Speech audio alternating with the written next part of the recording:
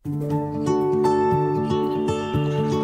बच्चों, स्वागत है आपका न्यू कैरियर इंस्टीट्यूट के इस यूट्यूब चैनल पे।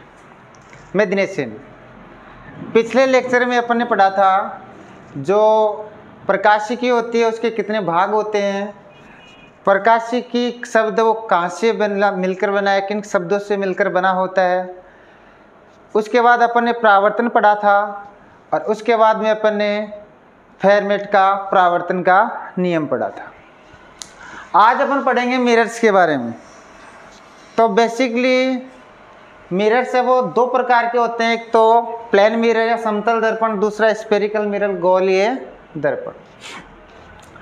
तो सबसे पहले स्टार्ट करते हैं अपन समतल दर्पण से। दो पार्ट्स होते हैं इसके, एक तो समतल दर्पण और दूसरा गोलीय दर्पण। तो बात करते हैं अपन पहले समतल दर्पण से। अब समतल दर्पण क्या होता है भाई? Plane mirror.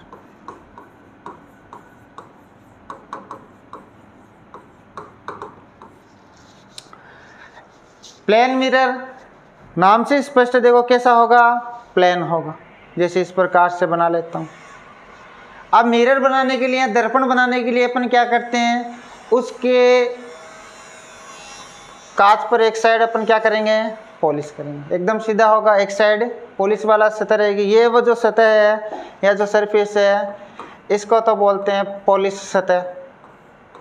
और ये पॉलिश किसकी होती है? ये पॉलिश अपन चांदी की या रजत बोल सकते हैं उसको, सिल्वर, उसकी करते हैं। क्योंकि ये रजत होता है, जो चांदी होती है, वो प्रकाश की जो लाइट होती है उसका बहुत अच्छे से, या उसका परावर्तन है वो लगभग 99% कर देता है। बहुत अच्छा परावर्तक है, इसलिए अपन किसकी पॉलिश करते हैं? रजत या चांदी। ये जो सामने वाला पृष्ठ होता है इसको बोलते हैं परावर्तक पृष्ठ। परावर्तक पृष्ठ। एक बात और बता देता हूं साथ में कि अपन ने जो प्लेन मिरर लिया है, समतल दर्पण लिया है, इसकी जो फोकस लंबाई होती है, फोकस लंबाई या फोकस दूरी, वो याद रखना अनंत होती है।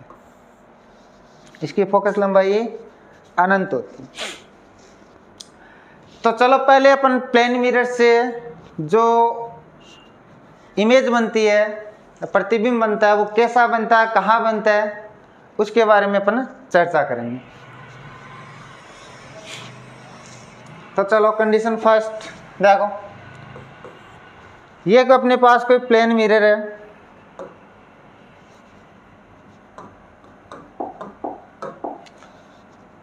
ये ले लिया मैंने एक मिरर। और मिरर कब होगा? जब इसकी एक सरफेस पे अपन पॉलिश करते हैं। और ये पॉलिश से चांदी की होने वाली। मान लेते हैं कोई रे इस प्रकार से आ रही है, इस एक बिंदु से, ये जो बिंदु है यहाँ कोई बिंदु रख रखा है मैंने, इस एक बिंदु से कोई रे आ रही है।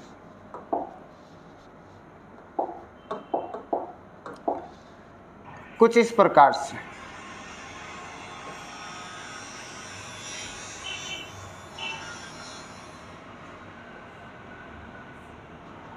अब ये जो रे आ रही है, ये टकराने के पश्चात कुछ से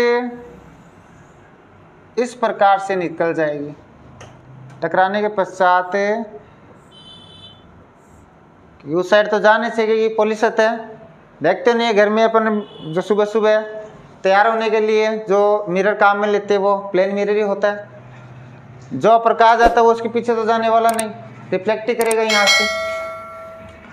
तो देखो ये जो दो किरणें परावर्तन या अपवर्तन से पहले या टकराने से पहले, बता देता हूँ एक बार, क्या हुआ? दो किरणें टकराने से पहले बोल सकते हैं आप, परावर्तन या अपवर्तन से घटना से दो किरणें पहले जब एक ही बिंदु पर प्रतिच्छेद करती है, टकराने से पहले एक ही बिंदु पर प्रतिच्छेद करती है, तो वहाँ बनेगा अपना ऑब्जेक्ट।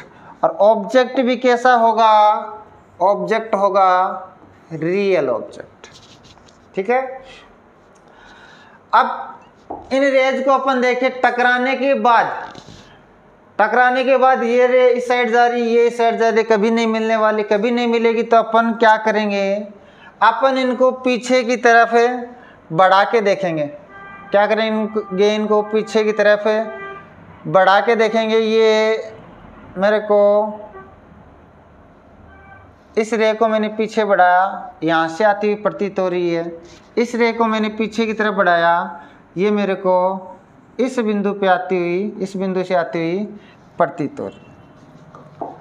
अब परावर्तन या अपवर्तन के बाद या इस वाली सरफेस से टकराने के बाद दोनों किरणें जहाँ काटती हुई प्रतीत होती हैं, वास्तव में काटेगी, वहाँ क्या बनेगा, वहाँ बनेगी इमेज।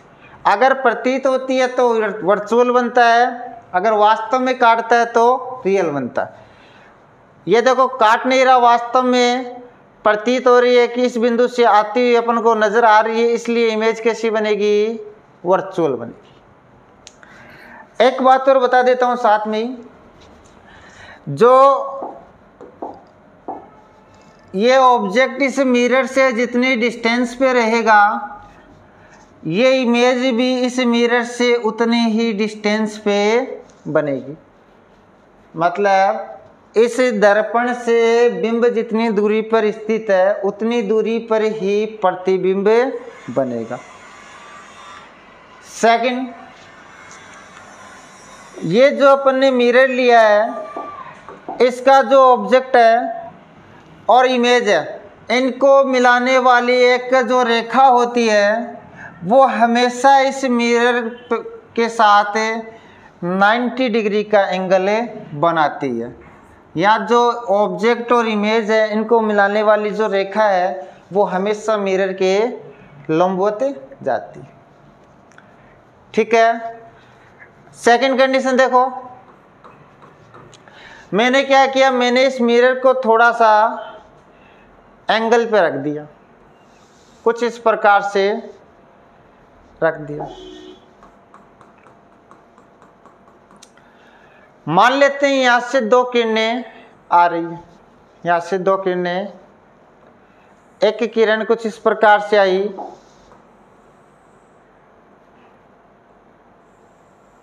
ऐसे चलेगी। एक किरण कुछ इस प्रकार से आई,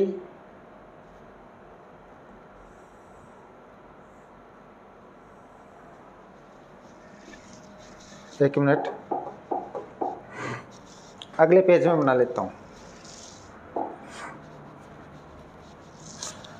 ये अपना कोई प्लेन मिरर है, सॉरी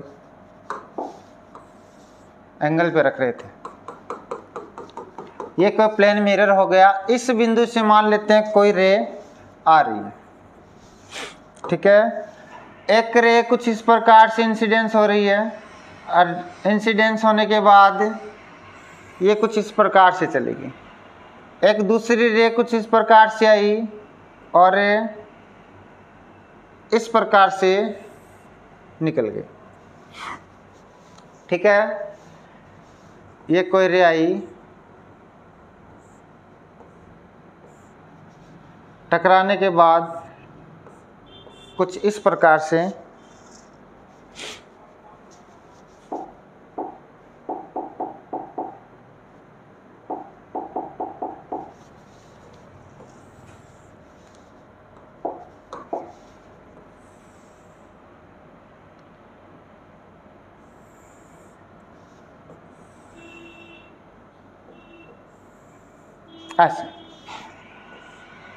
ऐसे कोई रे आ रही है और इस सरफेस से टकराने के पश्चात ऐसे निकल जाती है। देखो समय के साथ साथ दोनों एक दूसरे से दूर जा रही है, मतलब टकराने के बाद प्रतिच्छेद नहीं करने वाली, मतलब कि जो इमेज बनेगी वो रियल नहीं बनने वाली। एक ही बिंदु से रही है, एक ही बिंदु से आ रही है, तो ऑब्जेक्ट कैसा होगा, अपना रियल होगा। अब एक ही बिंदु से आ रही है, ऑब्जेक्ट अपना रियल हो गया। तो ये तो बाद में टकराने के पश्चात तो मिलने वाली नहीं है। अपन क्या करेंगे, इन रेज को पीछे की तरफ बढ़ा लेंगे।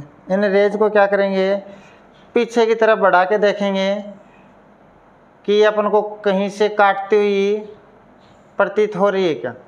ये मैंने इसको ही बढ़ा लिया, तो देखो इस बिंदु से मेरे को ये काटती हुई प्रतीत हो रही है। यहाँ जो इमेज बनेगी, इमेज कैसी बनेगी, वर्चुअल बनेगी। एक बात और बताई थी मैंने कि जो इमेज और जो ऑब्जेक्ट और इस मिरर के बीच की जो डिस्टेंस होगी वो डिस्टेंस होगी इस मिरर और इमेज के बीच। सेकंड, जो ऑब्जेक्ट और इमेज को मिलाने वाली एक सीधी रेखा है वो हमेशा इस मिरर के साथ या इस मिरर पर लंबवत होगी। जो एंगल बनेगा इन दोनों को मिलाने वाली रेखा की और जो मिरर के बीच का वो 90 डिग्री का होगा। थर्ड कंडीशन देखो,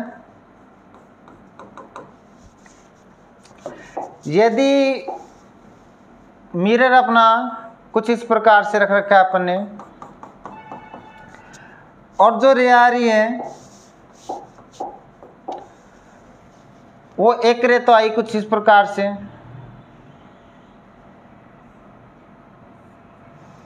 सेकंड रे इस प्रकार से। अब मैंने इमेज के लिए आपको डेफिनेट बताया था कि जो या तो सरफेस से टकराने से पहले या परावर्तन या अपवर्तन की घटना से पहले जब दो रे आपस में काटती है या प्रतिच्छेद करती है तो वहां बनता ऑब्जेक्ट। देखो टकराने से पहले या परावर्तन व अपवर्तन की घटना से पहले इस सरफेस पे आएगी तभी घटना होगी। तो इससे पहले तो एक तो दूसरे बिंदु से आ रही है, एक दूसरे बिंदु से आ रही है, मतलब ये दोनों किसी भी बिंदु पर काटे नहीं रही। किसी भी बिंदु पर नहीं काट रही तो अपन क्या करेंगे, इनको पीछे की तरफ बढ़ा के देखेंगे कि अपन को किसी एक बिंदु से आती हुई प्रतीत हो रही है। इस वाले बिंदु से मेरे को आती हुई प्रतीत हो रही है। जिस बिंदु से आ रही है वहां क्या बनेगा, ऑब्जेक्ट बनेगा। कैसा बनेगा इस बार ऑब्जेक्ट, वर्चुअल ऑब्जेक्ट बनेगा। ठीक है, फिर देखो टकराने के पश्चात ये किरण कुछ इस प्रकार से आ जाएगी और ये जो रे है वो कुछ इस प्रकार से चली जाएगी। जहां दोनों काटती है, प्रतिबिंब के लिए मैंने आपको ये बताया था कि परावर्तन या अपवर्तन के बाद या टकराने के बाद जहां दोनों किरणें प्रतिच्छेद करती है या करती हुई प्रतीत होती है वहां बनती है इमेज। तो इस बार यहाँ क्या बनेगी, इमेज। और इमेज वास्तव में काट रही है तो इमेज कैसी होगी, रियल। जो ऑब्जेक्ट और इस मिरर के बीच की डिस्टेंस है उतनी की उतनी डिस्टेंस रहेगी मिरर और इमेज के बीच। इस ऑब्जेक्ट और इस इमेज को मिलाने वाली एक सीधी रेखा है, ये हमेशा इस मिरर पर 90 डिग्री का एंगल बनाती है या हमेशा इस मिरर के लंबवत होती है। तो देखो एक डायग्राम पीछे एक कंडीशन पहले देखी थी अपन ने ऑब्जेक्ट लिया था रियल, इमेज बनी थी वर्चुअल। सेकंड कंडीशन में अपन ने ऑब्जेक्ट फिर रियल लिया था और फिर इमेज बन रही है वर्चुअल। इस बार अपन ने वर्चुअल ऑब्जेक्ट लिया था और इमेज बन रही है रियल। तो प्लेन मिरर की ये कंडीशन है कि जब जब अपन रियल ऑब्जेक्ट लेते हैं तब वर्चुअल इमेज बनती है। ठीक है, जब अपन वर्चुअल ऑब्जेक्ट लेते हैं तब अपने पास रियल इमेज बनती है। ये दर्पण की जो प्लेन मिरर है उसकी कंडीशन है। आगे आप बताता हूं विचलन कोण।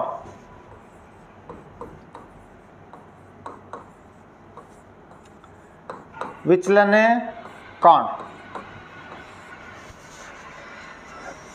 देखो मान लो कोई रे इस प्रकार से आ रही है,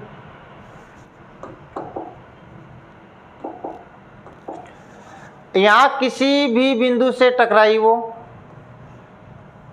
मान लो यहां कोई बिंदु है, इस बिंदु से टकराई, टकराने के पश्चात इस प्रकार से निकल गई, ऐसे बता दो, टकराने के पश्चात इस प्रकार से निकल गई। तो आप मेरे को विचलन कोण बताओ। तो विचलन कोण की परिभाषा क्या होगी भाई, अगर ये किरण यहां से मुड़ती नहीं, सीधी की सीधी चली जाती तो ऐसे जाती भाई, इस बिंदु से नहीं टकराती, तो ये जो किरण है इस किरण को अपन बोलेंगे अविचलित किरण, क्योंकि ये विचलित तो नहीं होने वाली थी, अविचलित किरण, या इसको बोल दो ऊपर वाले को, अगर यहां से जाती तो ये तो हो जाती उसकी अविचलित किरण, जाने का पथ वही था, पथ बोल दो अविचलित पथ। ये कौन सा पथ है उसका, विचलित पथ।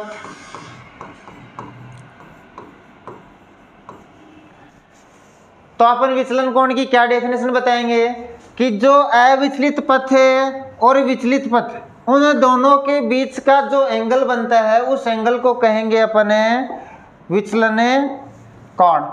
ये जो एंगल बन रहा है इन दोनों के बीच का, अविचलित पथ है और विचलित पथ, इन दोनों के बीच का एंगल बन रहा है, इसको कहेंगे अपन विचलन कोण, जिसको अपन डेल्टा से रिप्रेजेंट करते हैं।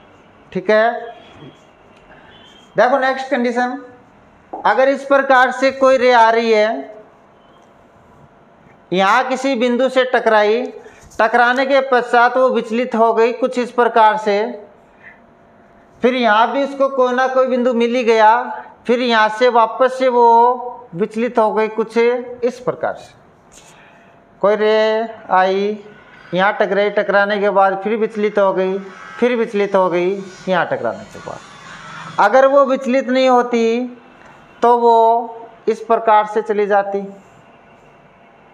इस बिंदु पर, अगर इस बिंदु पर विचलित नहीं होती तो वो इस प्रकार से चली जाती। अब मैंने आपको बताया कि अविचलित पथ और विचलित पथ के जो बीच का एंगल होता है उसको अपन डेल्टा या विचलन कोण कहते हैं। देखो अविचलित पथ इसका ये है, विचलित पथ इस वाली किरण का ये है, तो ये जो एंगल बना इसको कहेंगे अपन विचलन कोण। दो बार विचलन हो रहा है तो इसको मैं डेल्टा 1 लिख लेता हूँ। विचलन भी नीचे की साइड हुआ तो नीचे की साइड एरो लगा लो, ऊपर की साइड होगा तो ऊपर की साइड लगा लेंगे। अगली कंडीशन में देखना, यहाँ विचलन हुआ, यहाँ सिर्फ किरण आई, आने के पश्चात ऊपर की तरफ विचलित हो गई, तो ये जो अविचलित पथ था इसका और विचलित पथ, इन दोनों के बीच का जो एंगल बनेगा इसको कहेंगे अपन ने विचलन कोण डेल्टा 2। इस बार एरो ऊपर की साइड, क्योंकि विचलित पथ है वो या विचलन किरण का वो ऊपर की तरफ हो रहा। अब इस कंडीशन में यदि मैं आपसे कहूं कि मेरे को टोटल विचलन बताओ, डेल्टा नेट बताओ, तो डेल्टा नेट कितना हो जाएगा, डेल्टा 1 माइनस का डेल्टा 2। ठीक है, जैसे एग्जांपल से समझा देता हूं। मान लो नीचे की तरफ विचलित 60 डिग्री नीचे की तरफ विचलन हुआ और 20 डिग्री ऊपर की तरफ विचलन हुआ। ठीक है, तो डेल्टा नेट बताओ, डेल्टा नेट कितने डिग्री विचलन हुआ, 40 डिग्री विचलन हुआ नीचे की साइड, क्योंकि बड़ा कौन सा, ये वाला बड़ा, तो नीचे की साइड 40 डिग्री आएगा। या जो नीचे की साइड है उसको पॉजिटिव ले लो, ऊपर की साइड जाएगा उसको नेगेटिव ले लो। एक डायरेक्शन के लिए पॉजिटिव, अपोजिट डायरेक्शन के लिए नेगेटिव। थर्ड कंडीशन देखना, इसी में बता देता हूँ। यदि कोई रे इस प्रकार से आई, यहाँ आने के बाद वापस से वो टकराए किसी पार्टिकल से, टकराने के पश्चात कुछ इस प्रकार से जा रही है, यहाँ टकराने के बाद कुछ इस प्रकार से जा रही है, तो देखो यदि वो यहाँ से विचलित नहीं होती तो कुछ इस प्रकार से चली जाती, इस बिंदु से विचलित नहीं होता, आगे बढ़ाएंगे तो कुछ इस प्रकार से इसका पथ होता। ये जो एंगल बन रहा है इस आपतित यहाँ अविचलित पथ और विचलित पथ के बीच का, इसको कहेंगे अपन डेल्टा 1। और इस बार भी नीचे की तरफ विचलन हुआ तो नीचे की तरफ ये रे इस प्रकार जा रही है। अगर यहाँ से विचलन नहीं होता तो ये इसका अविचलित पथ था, अविचलित पथ और ये इसका विचलित पथ, इन दोनों के बीच का ये एंगल बनेगा। इस बार भी विचलन किस साइड हो रहा है, नीचे की साइड, तो डेल्टा 2। अब मेरे को आप कहो कि डेल्टा नेट कितना है, डेल्टा नेट कितना आएगा, इसके लिए डेल्टा 1 प्लस का डेल्टा 2, दोनों विचलन एक ही डायरेक्शन में ऐड कर दिया, दोनों विचलन अपोजिट डायरेक्शन में सब्सट्रैक्ट कर दिया। इस प्रकार से हो तो एक, जैसे मैं आपको एक क्वेश्चन दे के समझाता हूँ। मान लो एक क्वेश्चन है अपना कि कोई दो मिरर मैंने इस प्रकार से रख रखे हैं कि एक एक जो किरण आने वाली है वो एक मिरर के समांतर आ रही है। समांतर आने के बाद या एक मिरर से दूसरे वाले मिरर से टकराने के बाद पहले वाले मिरर पे परावर्तित होगी। लिख देता हूँ मोड पे, दो दर्पण है अपन ने किसी कोण पे रखे हैं,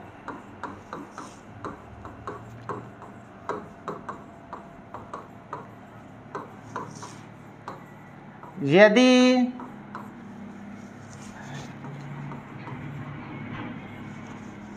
आने वाला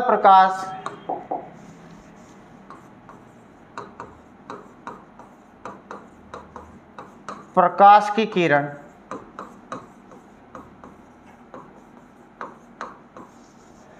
एक दर्पण के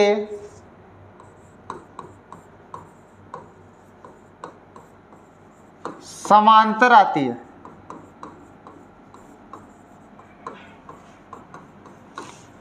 तथा दो परावर्तन के पश्चात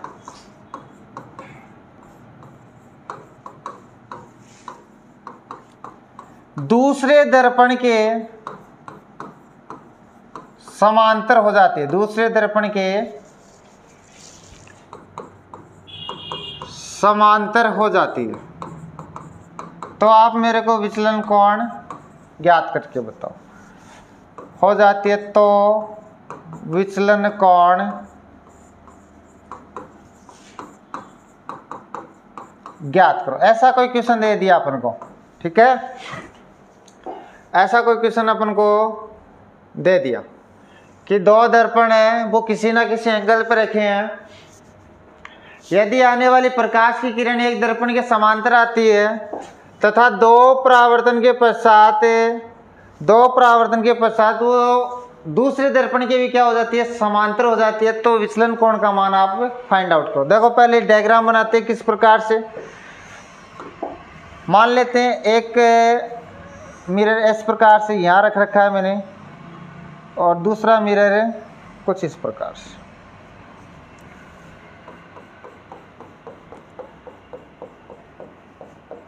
दोनों को थीटा एंगल पे रख रखा है, दोनों को थीटा एंगल पे रख रखा है। अब जो आने वाली रे है, जो आने वाली रे वो एक मिरर के समांतर आती है, एक मिरर के समांतर। देखो इस वाले मिरर की कैसे आ रही है, समांतर आ रही है। यदि ये वाला एंगल थीटा है तो ये वाला एंगल भी थीटा होगा। अब कह रहा है कि दो परावर्तन के पश्चात, एक बार तो परावर्तन यहाँ से होगा कुछ इस प्रकार से, और फिर एक बार परावर्तन है यहाँ से होगा कुछ इस प्रकार से।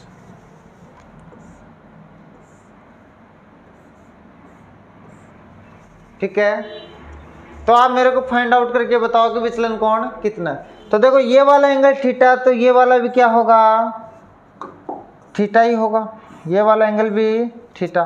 अगर ये वाला थीटा है तो ये भी थीटा।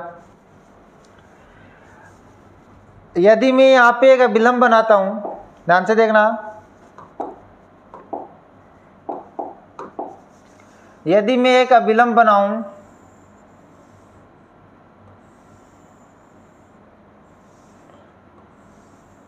ये लो, इस वाले बिंदु पे बना, जहां इंसिडेंस होगा, जहां इंसिडेंस पॉइंट होगा वहां अपन को नॉर्मल की जरूरत पड़ेगी, अभिलंब बनाना पड़ेगा। देखो ये जो एंगल होगा वो कितना होगा, 90 माइनस का थीटा, ऊपर वाला थीटा टोटल 90, अभिलंब है 90 डिग्री का एंगल बनेगा, ऊपर वाला थीटा तो नीचे वाला 90 माइनस थीटा। ये थीटा या जो ये इसके लिए मान लो आपतित किरण और अभिलंब के बीच 90 माइनस थीटा, ये आपतन कोण है। आपतन कोण की बराबरी क्या होता है, परावर्तन कोण होता है, तो ये भी हो जाएगा 90 माइनस का थीटा। ये 90 माइनस का थीटा, तो ये भी हो गया थीटा। ये थीटा, तो ये जो एंगल बन रहा है ये भी हो जाएगा 90 माइनस का थीटा, और ये 90 माइनस थीटा, तो ये बनने वाला एंगल भी कितना होगा, 90 माइनस का थीटा। इस प्रकार का डायग्राम बनेगा। तो देखो ये एक ट्रायंगल दिख रहा है, अपन जानते हैं ट्रायंगल है उसके तीनों एंगल्स की वैल्यू 180 डिग्री होती है, थीटा थीटा थीटा, तो 3 थीटा, यहाँ से थीटा की वैल्यू निकाल लेंगे, कितनी आएगी, 180 divide by 3 equals to 60 degree. अगर ये जो आने वाली रे है, अगर यहाँ से देखो, इस वाले डायग्राम को देखना आराम से, पहले इसको हटा देता हूँ।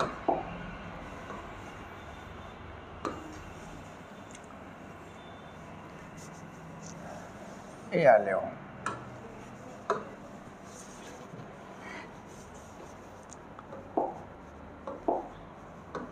यदि ये किरण यहाँ से परावर्तित नहीं होती, आपतित किरण है, तो ये इस प्रकार से सीधी निकल जाती।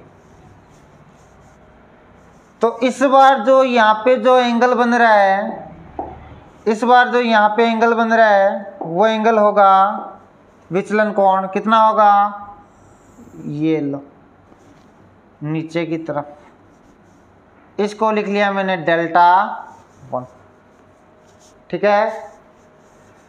अब यदि यहाँ से आने वाली जो रे है वो ये जो विचलित पथ है इसका ये है, इस प्रकार से जाती है, अगर यहाँ से विचलित नहीं होती तो जा कुछ इस प्रकार से रही है, तो जो विचलन हुआ, विचलन ये हो गया इसका विचलन, इसको लिख लिया मैंने डेल्टा 2।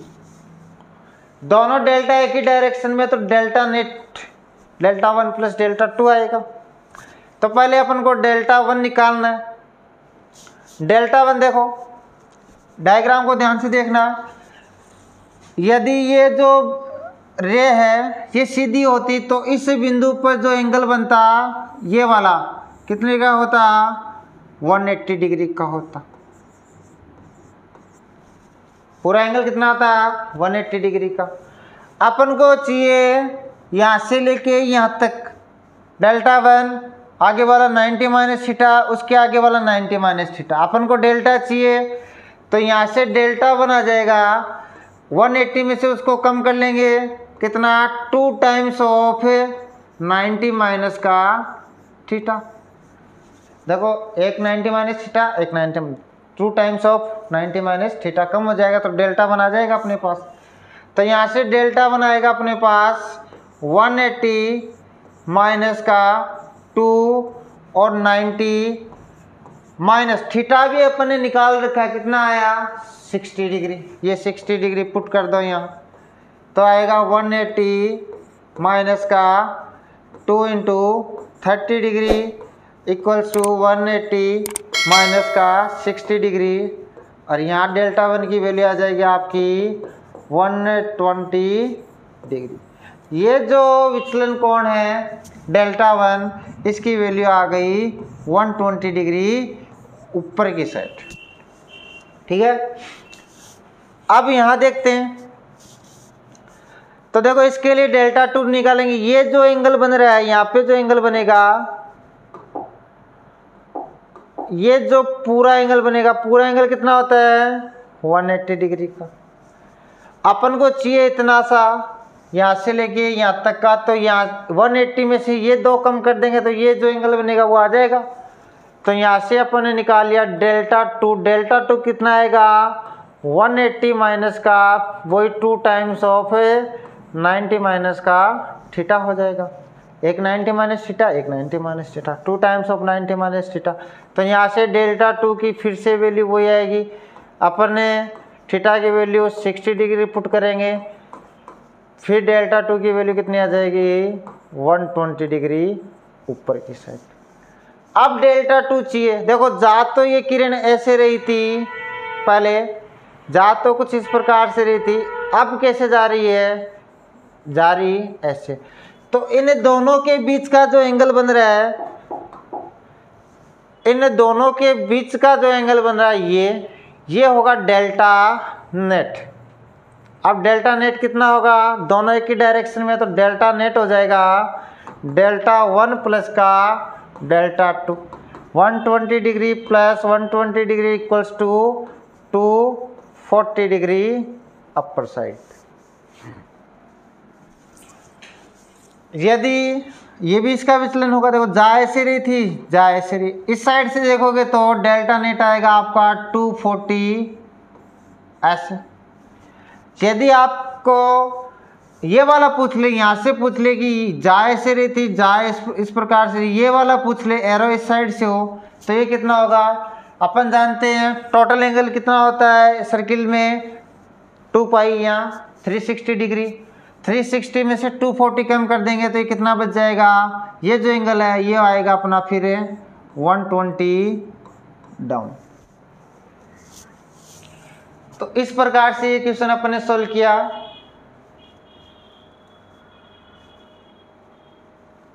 चलो नेक्स्ट क्वेश्चन की ओर, नेक्स्ट टॉपिक देखते हैं। एक बात और बता देता हूं, जैसे मान लो ये अपने पास कोई सरफेस है या कोई मिरर ले लो, एक ये अपना मिरर है, 2 कंडीशन बता रहा हूं।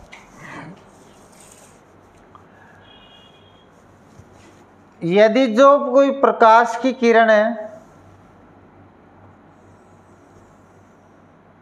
वो इस मिरर के लंबवत आपतित होती, कौन सी कंडीशन है ये, मिरर के कैसे आपतित हो रही है, लंबवत आपतित होती है। लंबवत आपतित होती है तो भाई विचलन कौन बताओ मेरे को। तो लंबवत आपतित होगी तो भाई अपन देखो जहां आपतित होगा वहां अपन क्या बनाएंगे, अभिलंब बनाएंगे। अभिलंब भी कहाँ होगा, यही होगा,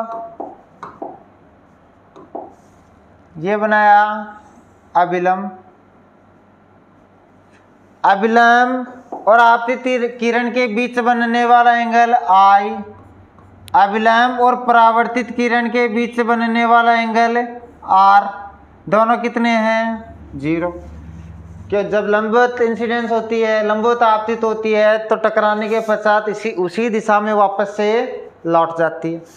तो I और R दोनों कितने हो गए 0 हो गए। तो यहाँ से आपको अगर डेल्टा निकालना हो, तो डेल्टा कितना आएगा, डेल्टा आता है 180 माइनस का 2I पढ़ते हैं यहाँ क्या लिखते हैं अपन इसको, डेल्टा इक्वल्स टू 180 माइनस का I माइनस का R पढ़ते, I इक्वल्स टू R तो 2I, I की वैल्यू 0 तो डेल्टा क्या आ जाएगा, डेल्टा भी मैक्सिमम आ जाएगा कितना 180। अगर जो रे आ रही है वो इस मिरर के पृष्ठ स्पर्शीय आपतित होती है, कौन सी कंडीशन है, पृष्ठ स्पर्शीय आपतन की, मतलब जो आने वाली रे है वो इस सरफेस के पृष्ठ के स्पर्श करती हुई कुछ इस प्रकार से आए। तो इस वाली कंडीशन में अगर अपन अभिलंब बनाएंगे, ये अभिलंब, तो इंसिडेंस रे या आपतित किरण और अभिलंब के बीच बनने वाला एंगल और परावर्तित किरण और अभिलंब के बीच बनने वाला एंगल आर इस कंडीशन में कितने हो जाएंगे 90 डिग्री। ये देख लो, ये वाला भी 90 डिग्री और ये वाला भी 90 डिग्री। इस कंडीशन में डेल्टा कितना होगा, इस कंडीशन में डेल्टा होगा 180 माइनस का 2i करते हैं, i की वैल्यू 90 डिग्री तो 2 इंटू 90 180 माइनस का 180 इक्वल्स टू 0। तो ये आ जाएगा, इस बार डेल्टा कैसा हो जाएगा अपना मिनिमम। जब लंबवत आपतित होती है तब तो विचलन कोण का मान मैक्सिमम होता है, जब पृष्ठ स्पर्शी आपतित होती है तो विचलन कोण का मान मिनिमम 0 डिग्री प्राप्त होता है। आज के लिए इतना ही, बाकी नेक्स्ट क्लास में होगा। धन्यवाद।